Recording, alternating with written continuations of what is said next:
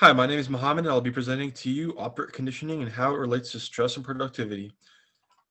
Operant conditioning differs from classical in that it strengthens or weakens a behavior. These behaviors are manipulated through reinforcement and punishment. Now, there's positive and negative reinforcement and punishment. Positive adds a stimulus, while negative removes a stimulus. While reinforcing and punishing a being, you begin to shape them into performing the desired action. To be even more efficient, there are reinforcement schedules. There's interval, which is based on time, and ratio, which is based on numbers of responses. There's also fixed and variable intervals and ratios. Fixed being constant time and response amount, while variable is a not constant amount. But you have to be consistent, or else the behavior will become extinct. I got most of this information from the crash course video. As you can see here, there's the rat in the box, the Skinner box experiment. Now that we have quickly reviewed operant conditioning, let me show you how this can apply to education, a valuable part of improving your life. Say you hate doing homework and you find little motivation to complete your tasks. A simple solution to this would be to reward yourself weekly, like maybe a treat or a ride to the park. This covers two operant condition concepts. First, you're adding a pleasant stimulus, so this is positive reinforcement. And you're doing this weekly on a fixed time, so it's a fixed interval. Say you couldn't complete your tasks. Here's where negative punishment takes place.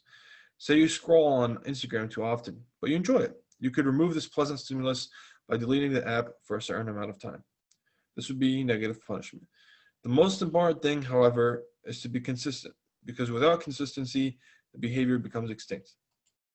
Now I'll cover stress and productivity. In class, we learned about stress, how to cope with it, physical and mental effects, and a lot more. But I'd like to explain more about a productive concept mentioned, and that is post-traumatic growth. As you see here, Yerkes-Dodson law basically says that a certain amount of stress and arousal is good and necessary for a strong performance. If you keep this mindset and understand your limits with stress, you can overcome a lot of stress and feel the benefits of post-traumatic growth. This way, you can turn the commonly seen obstacle of stress into a productivity tool to carry you to your dreams. I got most of this information in the second video listed in the works cited. Now, for an example, say you have a big exam coming. Most people don't study until the last week, maybe the last day. This is because the deadline is coming near and they feel a lot of stress and anxiety, so their productivity shoots up. Of course, you'd want to measure and see when and for how long you should start working on something so you can have enough stress to keep you productive, but also stay healthy and not build up too much anxiety. This could lead to depression, burnout, and extension of the same behavior you're trying to bolster. Remember, try to keep a middle ground and stay as healthy as you can.